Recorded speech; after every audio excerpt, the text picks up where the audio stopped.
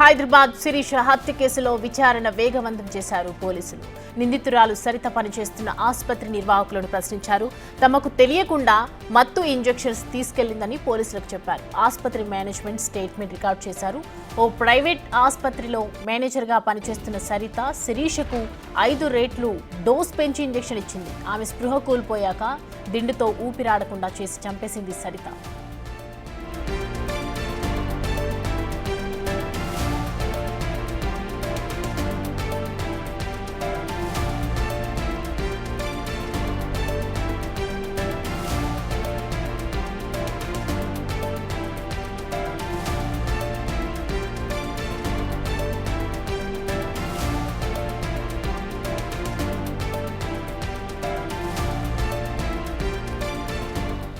ఈ అంశానికి సంబంధించి పూర్తి డీటెయిల్స్ మా ప్రతినిధి సాగర్ అందిస్తారు.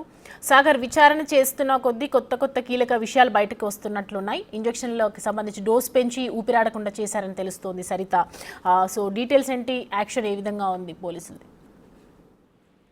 సౌమ్య, శిరీష మదర్లో మరికొన్ని కీలక అంశాలు కూడా పోలీసుల దర్యాప్తులో బయటకు వస్తున్నాయి. అయితే శిరీష పనిచేసిన శిరీష కావచ్చు, శిరీష ఆడపడ్డ ఎవరైతే హత్య చేసిన మహిళ సరిత ఉరిసి అంటే జనరల్ గా హాస్పిటల్లో వివేరా హాస్పిటల్లో వీళ్ళిద్దరూ పనిచేస్తున్నారు. సో తను రిజైన్ చేసింది. కానీ ఆ పనిచేస్తున్న సమయంలో సరిత ఆ హాస్పిటల్ కి సంబంధించినటువంటి ఐసీయూ పేషెంట్ కి ఇచ్చే మత్తు ఇంజెక్షన్లను ఎవరికి చెప్పకుండా దొరికినట్లుగా కూడా పోలీసుల విచారణలో తెలిసింది. అయితే ఐసీయూ పేషెంట్ కి ఇవ్వాల్సినటువంటి మత్తు ఇంజెక్షన్లు అంటే నిర్లక్ష్యం, ఇక్కడ ఆసుపత్రి నిర్లక్ష్యం వల్లనే బయటికి వెళ్ళినట్లు కూడా పోలీసులు నిర్ధారణకు వచ్చారు. ఎందుకంటే ఆమె దాదాపు 5 డోసులు మొత్తం ఐసీయూలో సర్జరీ సందర్భంగా ఇటు పేషెంట్లకు ఇచ్చే మత్తు ఇంజెక్షన్ ని ఇటు శిరీషకి దాదాపు 5 డోసులు ఇచ్చి ఆమె హత్య చేసిన పరిస్థితిని కూడా పోలీసులు నిన్న వివరించారు. సో ఇందులో దర్యాప్తు చేస్తున్న క్రమంలోనే ఈ ఐసీయూ పేషెంట్లకు ఇచ్చాల్సిన శిరీష హత్యకు ప్రధాన కారణమైనటువంటి మత్తు ఇంజెక్షన్లు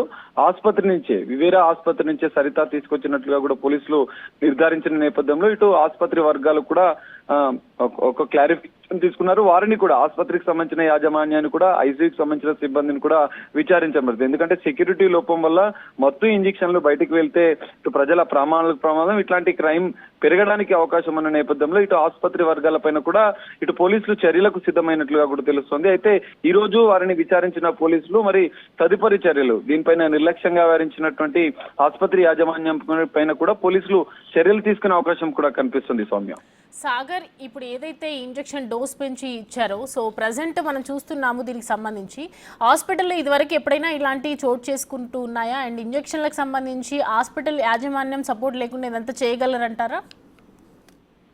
సౌమ్య, ఖచ్చితంగా సరిత దాదాపు కొన్ని రోజులుగా ఆసుపత్రితో ఆమెకు సత్సంబంధాలు ఉన్నాయి. ఆమె ఒక కీలక మేనేజర్ గా కూడా అందులో పనిచేస్తున్న నేపథ్యంలో అయితే గతంలో సరితకు అబార్షన్ అయిన నేపథ్యంలో అబార్షన్ అనంతరం కూడా ఆమెకు హెల్త్ ఇష్యూస్ వచ్చిన నేపథ్యంలో తరచుగా కూడా 2-3 నెలలుగా కూడా ఆమె ఇదే ఇంజెక్షన్లను నిద్రపోవడానికి పెయిన్స్ కోసం కూడా ఈ మత్తు ఇంజెక్షన్ ని తరచుగా వాడుతున్నట్లుగా కూడా ఇటు పోలీసుల దర్యాప్తులో తేలింది. ఈ నేపథ్యంలో ఇట్లా మిస్యూజ్ అవుతున్న నేపథ్యంలో ఆసుపత్రికి సంబంధించిన వారు కూడా సరితకు సహకరించారా అన్న కోణంలో కూడా పోలీసుల దర్యాప్తు కొనసాగుతుంది. ఈ మత్తు ఇంజెక్షన్లు ఎవరి ప్రమేయం లేకుండా బయటకు వెళ్తున్న నేపథ్యంలో వారిపైన కూడా చర్యలకు పోలీసులు సిద్ధమైనట్లుగా కూడా తెలుస్తోంది. Soumya, thanks for the update Sagar.